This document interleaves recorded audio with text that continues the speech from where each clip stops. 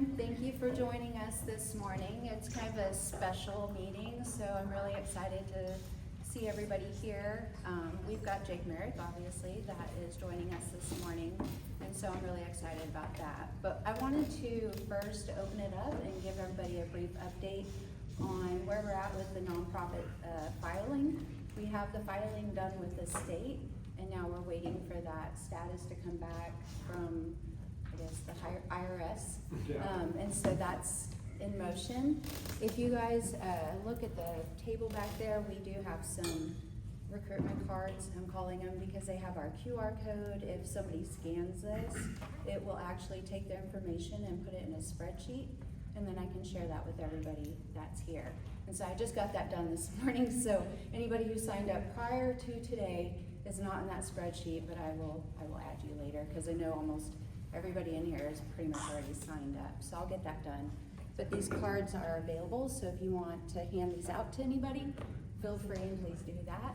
And then I also put together a brochure, so it just talks about what the intention of this group is and how we're forming committees, and because the committees are going to be the workforce of this group. They're going to be the ones out there in the field helping to bring together different wellness gurus and legislators and farmers and ranchers and anybody that is touching health and wellness. That's who we really want to be part of this group, because we can put our minds together and get a lot done in our state and in our communities. And that's what we really want to focus on, is making Oklahoma healthy. You know, we've got a lot of issues. We've got obesity, we've got diabetes, a lot of things going on around our state and in our communities that we could all start to help people kind of find a better way or get some good advice. So there is going to be a special committee called Medical Advisory. It's not going to be a medical advice or anything like that, but you know, where do people go when they're not getting answers? And so I want to establish a medical advisory committee that is credentialed. So we definitely want people who are doctors or researchers to be on that committee to give guidance. So if there's a cancer patient, their chemo is really making them sick and they have a lot of nausea and they're just looking for answers, where do they go to help that nausea? You know, very simple things like that. We're not going to give a lot of medical advice, but I do want us to be the experts for the state. And so that's kind of where we're trying to position the Wellness Alliance. And so we're going to get an update from Keisha on agricultural, and then we'll get an update from Chip, and then we'll turn it over to Mr. Jake Merrick. Good morning, everyone. So first thing is we have some exciting news about the agriculture department. We have a leader selected, which is Tyler Peck. He has an agricultural background.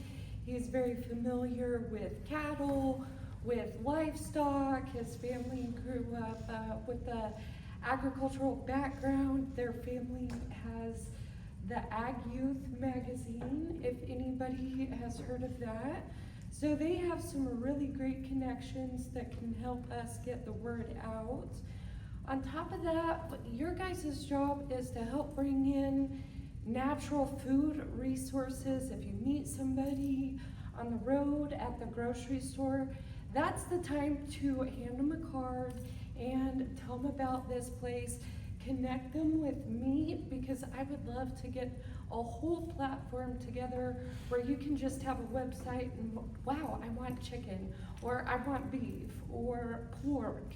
And you want to make sure that it hasn't been raised with antibiotics or different kinds of injections that are normally put in there, such as artificial growth hormones, which affect our children's growth and puberty as well, also our own health, our mental issues.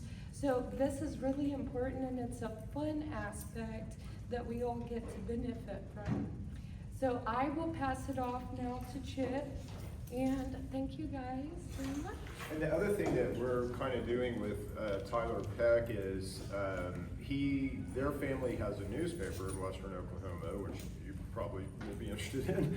But they can do a lot of stuff from that newspaper. And then they're also somewhat integrated with Blaine Arthur, who's our Secretary of Agriculture. And there's a program now to get like ranchers and farmers products into the school system for school lunches, and we're trying to kind of interface all that in. But that needs to be way better, obviously. It's, you know, we're still buying prepared lunches from China and feeding those to our kids, right? So we need to change that and have that be more local food. And that hopefully needs to be something we're about as an organization.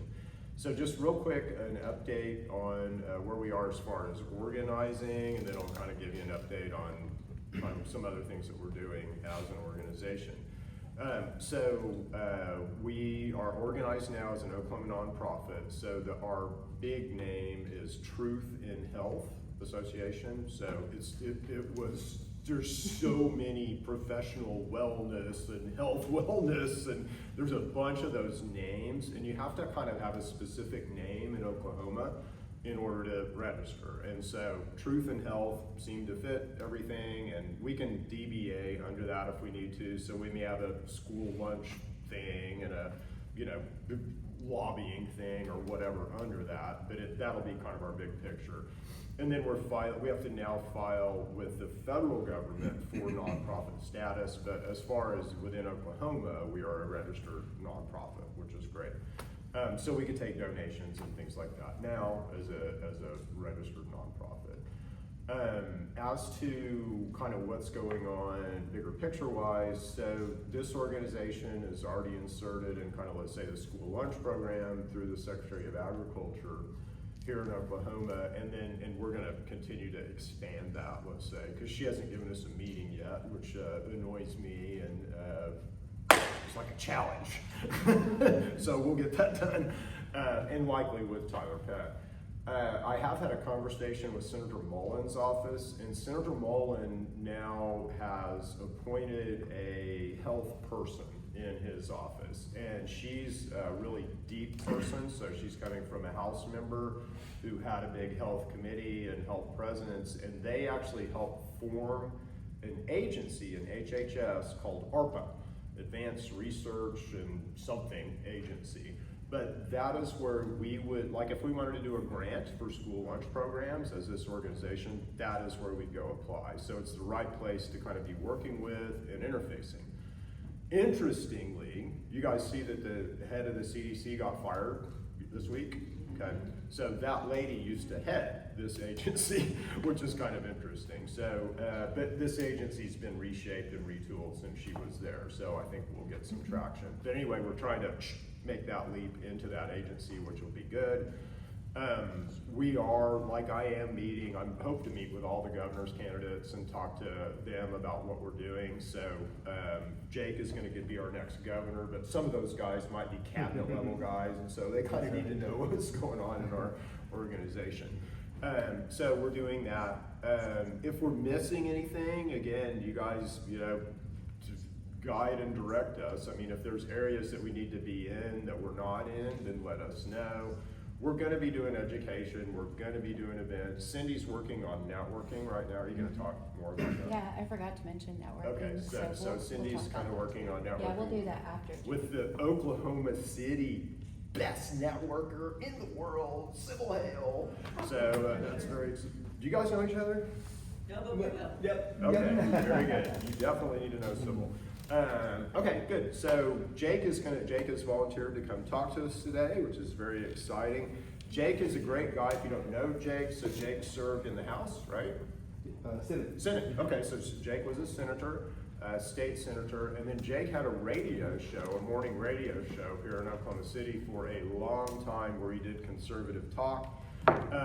MAGA-wise, Jake is very well thought of. I know Roger Stone very well, and Roger knows who Jake is and thinks very highly of Jake, and also the people around Jake, which is a really good thing. So Jake's campaign manager is a lady named Leslie Naismith, and if you guys have been around Oklahoma politics, you know who Leslie is, and she's a great person.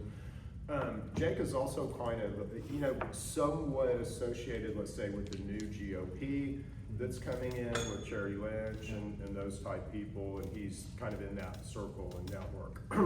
So, anyway, and Jake is a health coach, okay, which is kind of cool, and he knows about our world, he knows about the challenges that we face in our world. But anyway, it's my pleasure to introduce to you Jake Merrick, and he's one of the few people that we scanned in our clinic that almost scanned clean, so it tells you about his health. Thank you. Make sure my mic is working here. You got it? Okay, awesome. Yes, I had the stellar score on the scan, so it's always, you live a healthy life and you kind of hope that it's working, and it's always good to get that confirmation that you're on the right track. So it was good to do, and we're gonna come back, my wife and I, and get another scan, and we believe in this, we live this, believe in integrative, holistic, natural health. Very big believer in preventative medicine rather than focusing on symptoms. We need to look at the root, and so this is something that we teach and preach all the time. I have been a health coach. I was professionally for 12 years, a personal trainer and coach, and my background is really ministry. I was called into the ministry at a young age, 14, 15 years old, went to Bible school, went to seminary, and after graduating seminary, then it was praying about what ministry, the call looked like, and I always had a passion for health and fitness and helping people achieve health and fitness. And so when I graduated, I just didn't see myself behind a pulpit the whole time, right? And so I really looked at marketplace ministry, ways that we could get out and engage people in the real world. I actually worked as a pharmacy tech for the 3 years I went to seminary. They encourage you to work in a church so that you're more familiar with church culture and things like that. But I wanted to be familiar with culture outside of church. I'm like, well, there's the people we need to reach, right? So I worked as a pharmacy tech for 3 years and loved it. And it was inside a hospital, Methodist hospital in Fort Worth, and delivering meds all over the place. And so, that was just kind of deepened my connection to health and wellness, and obviously working in the pharmacy, seeing all the pharmaceuticals, and getting very familiar with all of those.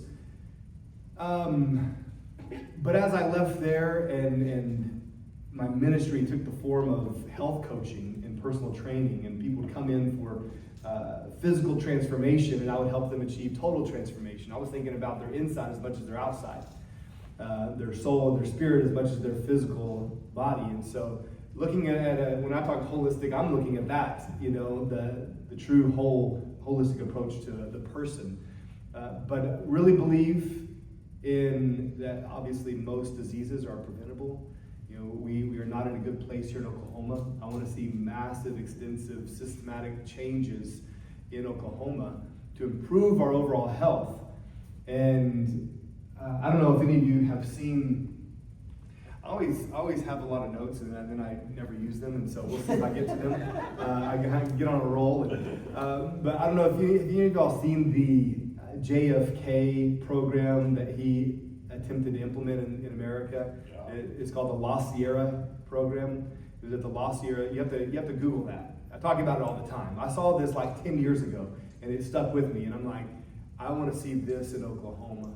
But he believed that improving mental and physical health in public schools was a matter of national security. Yep. Preparedness for the military to serve, to be equipped and ready.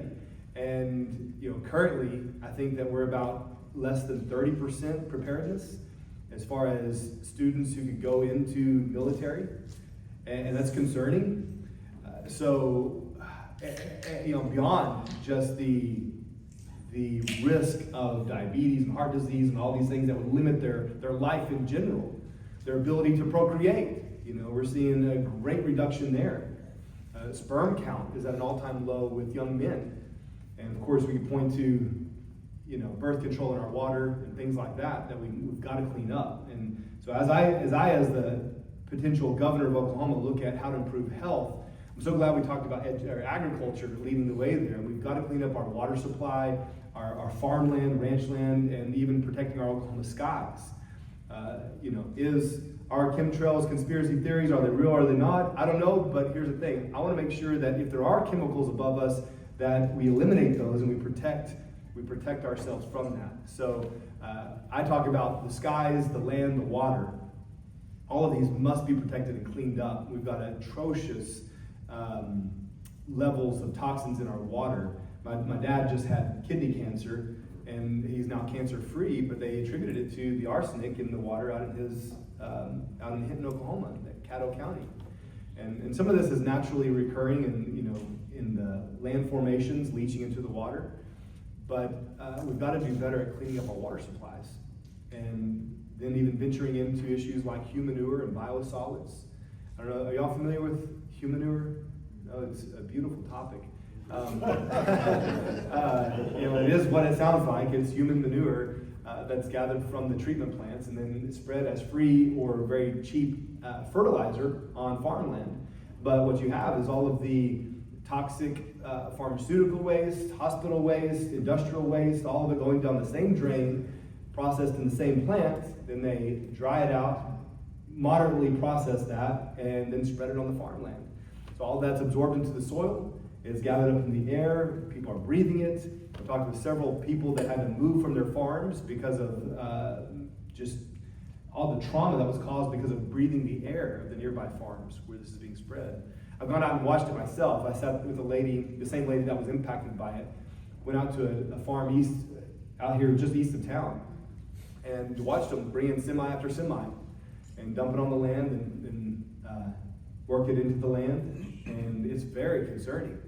And the same thing happened in Maine, and now they have thousands of unusable farmland because of the 100-year chemicals that are in there, and it's unusable. But it's a common practice here in Oklahoma.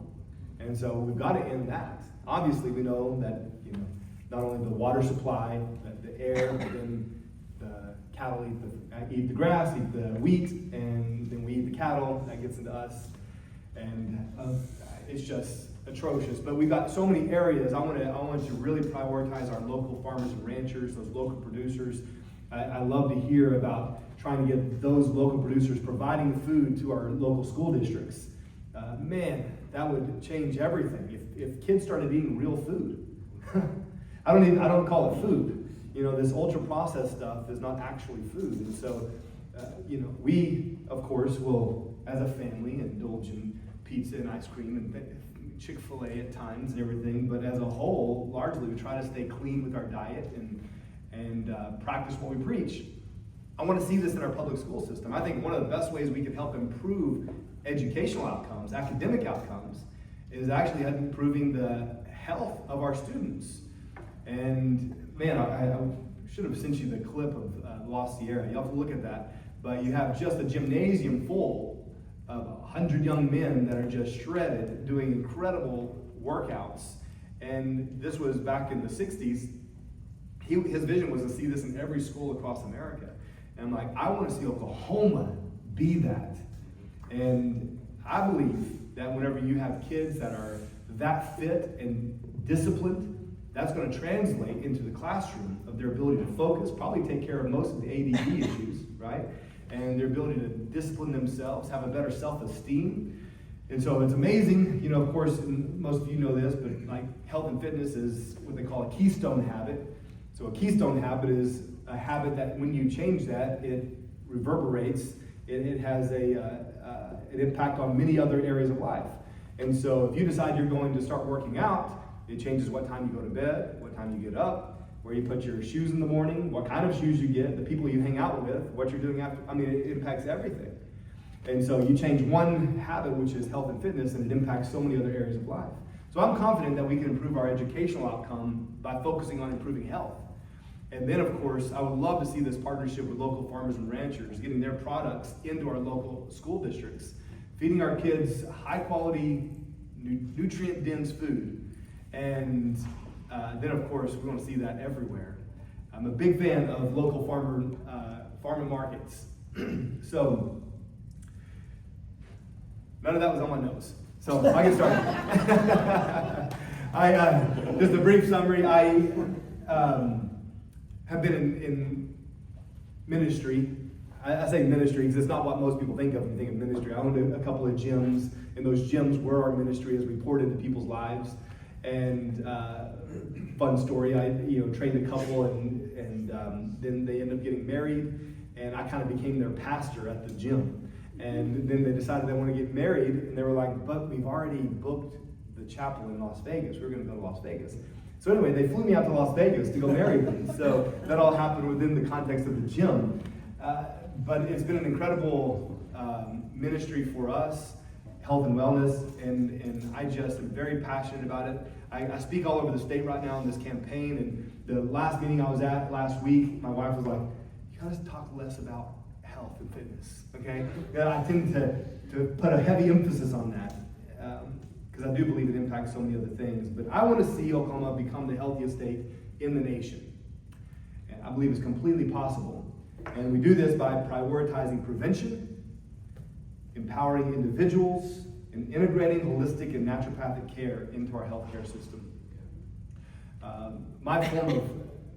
I was just reading this morning. I love history, and I was reading the Pilgrim story this morning. And a big part of what they emphasized was self-regulation. They wanted a society where men regulated themselves, and they didn't have to have a king telling them what to do. Well, how do you do that? How do you create a society of free men and women who can self-regulate, self-govern, and also have structure and everything that's needed in the society to operate? Well, what they came up with was the representative republic, to have an individual who's free, and then they send a representative on their behalf to represent what they believe and value. And so it is the best form of governance in the world, but it requires self-governance. It requires self-discipline. And it's something I talk about all the time. To have the kind of government I would like to see in Oklahoma, it requires self-governance among the people. It's something that we've got to reclaim. We've got to reclaim self-governance, self-discipline. And when we do that, it will impact health. But we, of course, are ranked 46th in overall health outcomes. Obesity, we're looking at around 40% in Oklahoma. Rural communities, of course, are looking at limited healthcare options, with about 30% of Oklahomans living in areas with provider shortages. And then we have of course, mental health care crisis in Oklahoma, and chronic stress is at an all-time high. Talking about helping manage stress in the workplace. Of course, this can be exacerbated by economic stress, but there's always going to be stress factors.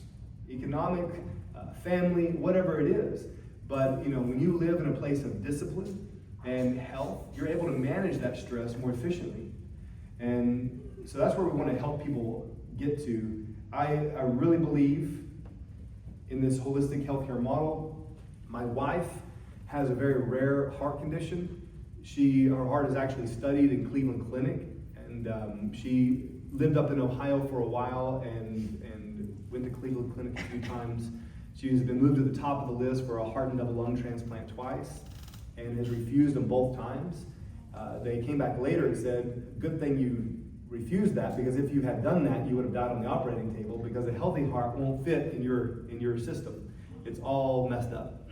So she lives by faith and just trusting God every day. But we have seen so many miracles. She was told that she would not be able to have a baby. We have a beautiful 10-year-old daughter, and we live this. She recently had a full hysterectomy, and that's been fun with the menopause coming early. So pray for me. But just kidding. But she, of course, with that, her hormones have been crazy, and because of her heart condition, she can't have the typical treatment. And her cardiologist, we go down to UT Southwestern for all of her stuff, a specialist down there, and she said, you cannot take typical testosterone, estrogen, things like that to help regulate your hormones because of the potential threat to your heart. And so that's been a journey, but we found a naturopathic doctor in Tulsa who's been a tremendous help to us. in the end, it was another step of faith of, okay, you're gonna have to decide if you wanna focus on quality of life, because her quality of life had plummeted so much. Couldn't sleep, muscle shrinking, low energy, depression, all these things. And so finally we got on very low doses. She had 0 of all hormones and wasn't producing anything. And so we were able to slowly build that up, and she's doing really well now on a cream mixture. But that all came through the advice of a naturopathic doctor we see in Tulsa. And that is her primary care doctor here in Oklahoma. And then she goes down to see her specialist in Dallas. But this is something, again, we really believe in. We've seen firsthand the benefits of this. Concerning cannabis, she was prescribed, prior to her hysterectomy, she had just tremendous menstrual cramps and endometriosis and things like that. So she was just balled up in pain at least 1 to 2 weeks of every month. And it was we dreaded it. But they gave her a whole list of narcotics to take for painkillers, and it just didn't touch it. She couldn't sleep. And so we had a friend who gave her some CBD oil, and it was our first experience with that. This is now 10 or 12 years ago. She took a couple of drops of it. She was just writhing in pain in the bathtub. I'm out just making dinner for the kids, and she comes walking around the corner doing great. I'm like, what is going on? I couldn't believe it. And she's like, I feel great. And it had worked that quickly. So that started us on this journey of, okay, we believe in CBD, what else is out there? And so we believe in the benefit of cannabis, and she's, compared to the narcotics that's routinely prescribed, that not only did not help, but actually all the negative side effects that came with it. So there's just one more example I wanted to share with you of how we personally have experienced the benefit of holistic, natural approaches. I'm going to move quickly here. I don't have a time limit, but I know that many of you guys might. You can take as much time as you need. I want to just give you 3 pillars that I think will prioritize holistic and naturopathic care in Oklahoma. And these are up for scrutiny, and I'd love to hear your feedback on this, but these are just things that me processing and thinking through it have come up with, of how we could better integrate this into our healthcare system. And I even have a little bit of heartburn thinking about integration, just because the current healthcare system is so messed up. I'm like, let's just keep it separate, But, number 1, expand access to holistic and naturopathic providers. I think that seems obvious, but really advocating for licensing for naturopathic doctors. And as far as I've been able to learn, Oklahoma doesn't currently recognize naturopathic doctors for licensure. So I think that could be an area we could change. 23 other states do. So there is a precedent in the nation for that. Propose a task force to develop, this is all under this Pillar 1. I'll tell you when we get to Pillar 2. But I'd like to look at a task force, which may include many of you, to develop this licensing framework modeled after states like Arizona and Oregon. This would ensure high standards while allowing naturopathic doctors to practice as primary care providers or collaborate with MDs. I would like to look at, this is again under Pillar 1, rural health incentives. Like grants, you mentioned grants at the federal level, I'd like to see some of those here at the state level. Grants, tax credits, and I'm very cautious with grants and tax credits, just because I'm very cautious with government involvement. I don't like government growth, so I want to limit government growth. I want to keep it a free market. And so I'm very cautious with grants and tax credits and things like that, but I think there may be a place for this for holistic providers so they can establish practices in rural areas. Also looking at insurance, an area that I want to learn more from those of you who are in this area, but working with insurers to include coverage for naturopathic treatments like acupuncture, nutritional counseling, some of these that I feel are essential and basic. I actually started a nonprofit years ago, 10, 12 years ago now, called Paraclete, P-A-R-A-K-L-E-T-E. It's what Jesus called the Holy Spirit. He called the Holy Spirit Paraclete, the one who comes along beside. And so the idea is to come along beside people who need help. And as a personal trainer, I would see people come into my gym all the time who needed real help, but they couldn't afford it. And usually those ones who needed it the most were the ones who really couldn't afford it. And so it started with a lady that was, 6'1", over 500 pounds, and was in very bad shape, 40 years old, severe depression, had never worked out in her life. And so I told her, I said, this is what I require of you every 5 days a week, at least an hour a day. And then we had a Bible study on Saturday. If you come here 5 days a week, and then my Bible study on Saturday, it's free. And so it was my heart just to see her achieve transformation. She ended up losing over 300 pounds. Wow. She became one of my trainers in my gym, and part of the family, one of the few people we trusted our daughter with. And I just saw this beautiful, total transformation. And I'm like, how many other people are out there with all of this potential that we would typically write off? But we've got to make a way. She only achieved that because I gave it to her, because she couldn't afford that. And I saw it routinely, personal trainers going out of business, gyms going out of business because they had a heart for people, but the people couldn't afford their services. So I started a nonprofit called Paraclete to bridge that gap. And so basically, as we raise money, people can apply, gyms and coaches and trainers can apply for a scholarship that they then could give to the people that they're trying to help. So the people get the help they need, and the trainers get the pay that they deserve. And that is the heart of Paraclete. I'm kind of reviving it this year. I had to set it on the table for a while as we did other things, but I'm actually reviving it this year to really grow it and help more people. But when I think about insurance integration, I also look at other nonprofits like you guys are starting, like I started, and say, how can we actually meet this need independently? Preserving that free market without government intervention. And then if necessary, bring the government in for those grants and tax credits.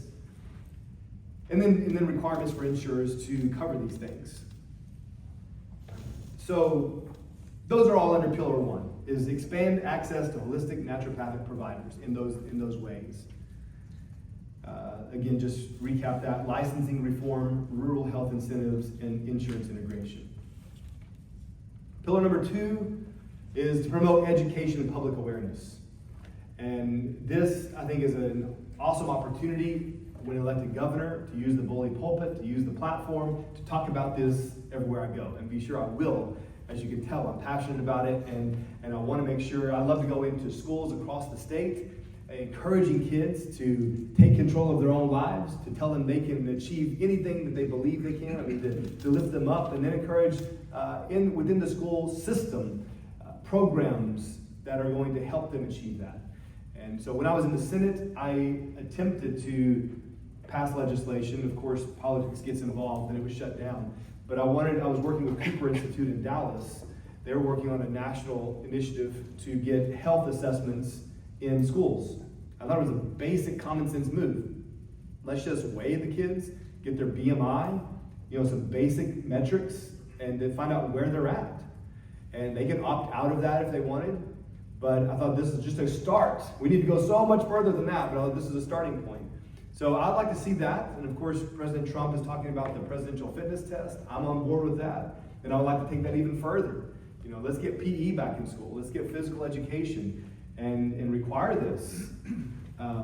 But promoting education and public awareness, and this could look something like community wellness programs, school-based nutritional education, and even a public campaign that I would lead, something like Healthy Oklahoma.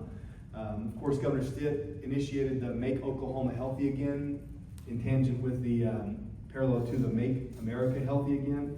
I love what we're seeing there in cleaning up our food supply. So I want to really take that further, Make Oklahoma Healthy Again, and really spearhead that campaign. So just recapping Pillar 2, community wellness programs, school-based nutritional education. And the number of doctors who have very little nutritional education in medical school is amazing. But what if we made this part of the basic curriculum in schools? So that we know that everyone is getting just a basic education in nutrition. All right, pillar 3 is just foster a collaboration between conventional and holistic care. And this would include research funding. I think you mentioned that earlier as well. I believe that this is an area worthy of attention with things like grants and tax credits as well, to study the efficacy of naturopathic treatments, and just to address common Oklahoma issues like obesity and diabetes. And if we could get those reversed, that would impact so many other areas, but completely preventable just through lifestyle changes. And then integrative clinics, talking about this collaboration between conventional and holistic care. I'd love to see some integrative clinics, more of them. And we have, a combination of MDs and NDs under the same roof. Obviously the MDs are still offering a needed service, and we don't want to just cut them off. We prioritize and respect everything they do, while also doing the same for the naturopathic doctors. And I don't want to raise one over the other, but I think there's a great integration we could have. So I think in general, all of these things, those are 3 general pillars. Again, love to get your feedback on those. But I believe overall, we would see great economic impact. As we reduce the disease in Oklahoma, preventable disease, and the impact on our medical system, how is that going to impact insurance rates? So I think that we would see a great economic impact by just integrating this holistic care that gives you true results, not just treating symptoms, not just managing sickness, but helping people actually achieve true health. Of course, a social good, as we emphasize empowerment. There's so much to be said about when you take control of your own health and the empowerment that you feel that impacts other areas of your life, and especially with our children. So I'm just offering a call to partner. I want to partner with you, regardless of what happens with this election. I want to partner with you, and this is something I'm going to be a part of the rest of my life anyway, because we believe in it. It's what we practice. But as a candidate for governor, and if elected, I want the partnership with you. Because I realize my limitations. Your boots on the ground. You're doing this every day. What you're talking about with energy in the cells. I need to learn more about that. Learning about the insurance implications there. So, collectively, I'm wanting to set up citizens advisory boards in multiple areas. Because I had a lady, she was the spouse of a veteran who died in duty in combat. And she asked me at a meeting, she said, "Do you know how Oklahoma treats the spouses of veterans?" And I said, "I don't, to be honest." And so I'm going to create an advisory board with spouses of veterans, a veteran advisory board, so I can learn more what they're actually experiencing. If you go talk to the government, they're going to always tell you we're doing great. You go talk to the people, and it's a different story. And so there are many areas where I want to create a citizens advisory board to get input from the people. It's necessary. And this is one of those. I want to create a citizens advisory board to figure out how we can really improve health in Oklahoma. I'm going to close with that and just open it up to any questions you guys might have. And let me just see if there's anything I wanted to. I think that covers just about everything. You kind of get an idea of where I'm at, what I stand for, and the initiatives I'd like to see here in Oklahoma. Do you guys have any questions for me? Yes. So Jake, what's your thoughts or philosophy on peptides, stem cell from umbilical cord, obviously not embryo, Yeah. but kind of those parts that are other countries are allowed to use. What are your Yeah. thoughts on that?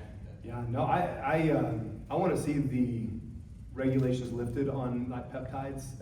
I just personally started using peptides a couple of years ago and saw tremendous benefit from it, just in recovery And there was just a couple of them, and I know there's hundreds of them, and so it's BBC 150. yeah, exactly. So, you know, I think all of us are at that point of saying, do we really trust the FDA? Do we really trust the CDC? And there's lots of questions there, and so I would be in favor of, you know, lifting those regulations. Stem cell research, of course, you know, I'm against abortion, so would not want that to come, the stem cells to come from fetuses or embryos. But, you know, as long as we preserve life, then if there's a benefit to overall health, I mean, my mom just had a tooth pulled, and this is not exactly, but it's kind of, you know, she had a tooth pulled, and so they took her blood, you know, spun it, and then stuck it back up in there, and to heal that hole. I thought that was incredible, you know. I was blessed with good teeth, so I haven't ever had that done. But I was like, I mean, the healing ability of your own body and of nature, we have what we need I think for almost anything. So I want to really prioritize that. And did that answer your question on that? Do you have any specific? No, that was it, just, yeah. Yeah. Regulations about peptides, I know our Andrew here, he probably uses them, I know he's Yeah. a kid of them, and then stem cells is such a big thing now from the umbilical cord, and I forget what else, placenta, so it's really just the afterbirth. Yeah, exactly. A lot of athletes and people in different arenas are going to other countries to get that treatment just because that's not even allowed here. Right. Yeah. Yes, sir. Do you plan on utilizing the AI programs, any AI services in this integration? I mean, I think we have to. It's in the same vein of that. I mean, we have advances in technology. Why would you not use it? There are obviously concerns with AI, and you know whether the robots are going to rule the world, and so there's concerns there. I think we have to look at, do we need regulations? Of course, we're in a similar age as when the internet was just introduced, but to a far greater degree with AI. But the benefit of it is just amazing, and we're not going to get away from AI. It's here to stay. And I use it routinely, use ChatGPT, use Grok. So I use it routinely. And why would we not use it to improve our overall health, to do that whole systemic analysis of our body that they can probably give you results instantly. No, I definitely believe we should use it. Yes. So you talked about the integration of the clinics. What protections do you plan on initiating for the service providers or the naturopathic professionals?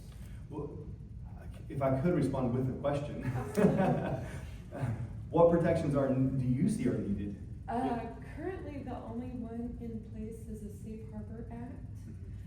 That is the only one that I am familiar with. Most of us, you know, are not credentialed, right? So we practice in this. In practice, we can't even use that word, right? We can't use treat. We can't use patient. We can't use practice. We can't use the words that we all kind of want to use because we're worried we're going to get in trouble. So we don't have any kind of, there's a safe harbor law that says, you know, if I slide you 50 liability waivers that say that Chip is not a doctor and that you acknowledge that 100 ways from Sunday, and every piece of correspondence that I put out says Chip is not a doctor, then I'm probably okay.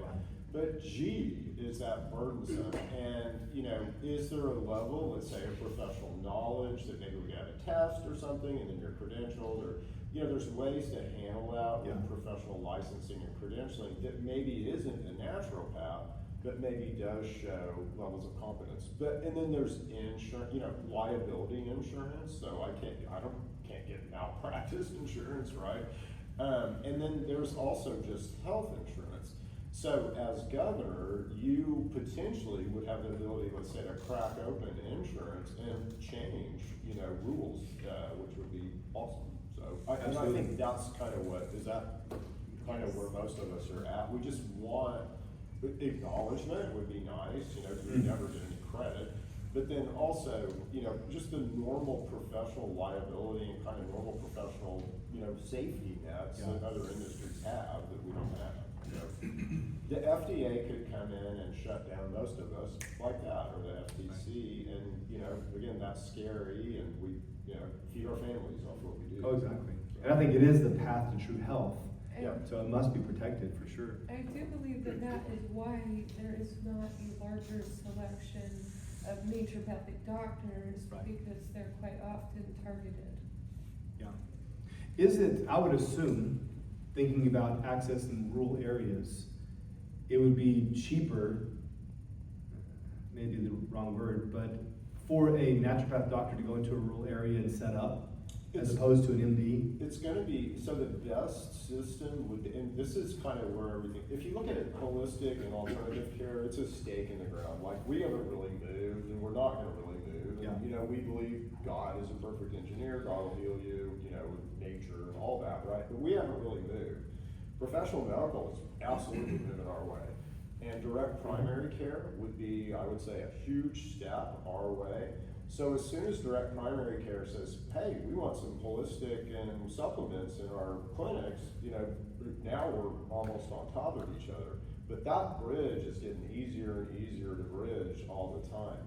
But the direct primary care clinics that are already out there, I think they're a good, you could extend those very easily into holistic and natural Yeah. products.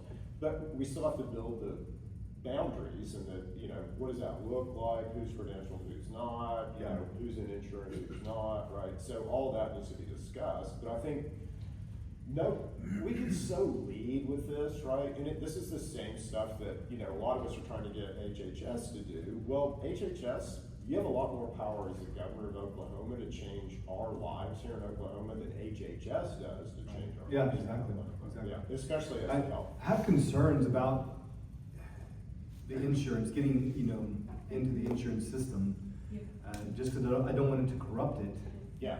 And so I have hesitation there. I got poison ivy. It's like every year I get poison ivy. It's awful. Or oak or sumac or any of those. And so I went to my little clinic down the street and got a shot, $75, and took care of it. I don't even bother with creams and pills anymore. It's like, just give me the shot, let's get this over with. But then got it later, sumac again. I was helping my mother-in-law get a vine out of her tree. It turns out it was sumac, and I was like all in there, and I got it all over my body. My daughter was helping me. She had it all over her face. She was in there. She got a shot, a steroid shot. And I'm sitting there with her, and my wife's like, why don't you get one while you're here? I'm like, okay. So they made me go outside. I checked in, came around. Then they gave me a shot. And then the bill was $800. I could not believe it. Like $75 at this little local clinic, $800 at St. Anthony. Could not believe it. So things like that, I don't want that to happen to this industry. Yeah. Insurance coming in, setting rates, and then you're forced to raise your rates, and in the end, the people lose. Well, the reason why those rates are like that, Do I know? the reason why those rates are like that, you see it in chiropractic even all the time. It's the coding, Yeah. and then they put the facility code on it. And so if it's a facility, like where you're at, they're able to raise that because they have quote unquote higher overhead, even though the code is the same. We see it like with x-rays, I'll have an x-ray at $75 or something like that. Mhm. But if, the hospital does that same code, it's like $300, $400. Right. And in Iowa, where I came from, they made a law that it's gotta be equal, and the way the insurance companies got around it is that facility code. And so, things like that, yes, traditional medicine's got the backing of all the insurance agencies, because that's where they started it. But when, if you have smaller providers getting in there, sometimes you don't wanna be having those codes, but you need that protection of having a licensure, having being credentialed, just so, insurance companies can't come after them later and say, hey, you did fraud or whatever, and then that's a whole big ball of wax, so. Yeah. My concern with insurance is that it standardizes the treatments. Right. And so we're not able to get out of our box Mm. if we are instructed treatment. Yeah. And we cover these particular methods for this. Exactly. Yeah, exactly. In the same vein of what we're already talking about, I would be really interested in seeing the cancer industry opened up to a lot of the alternative Oh, things yeah. that are happening out there. And I think we've shut that down so much. I think President Trump was on the right track with the right to try, where the ball Yeah. kind of gets tossed to the patient, where if they are stage 4, they have the right to try Yeah. whatever. Not saying that there aren't a lot of fraudulent things going on out there as well, so I don't know how to pass legislation to sort those out so that Right. they don't become victims of some of that. Well, even just looking at the treatments that they're doing in Mexico versus the ones that we do here, I've had clients that have gone to Mexico to get treated with stage 4 cancer and they come back completely Yeah. cancer-free. Right. Yeah, Because of and their that's other mostly things. just vitamin C. Exactly.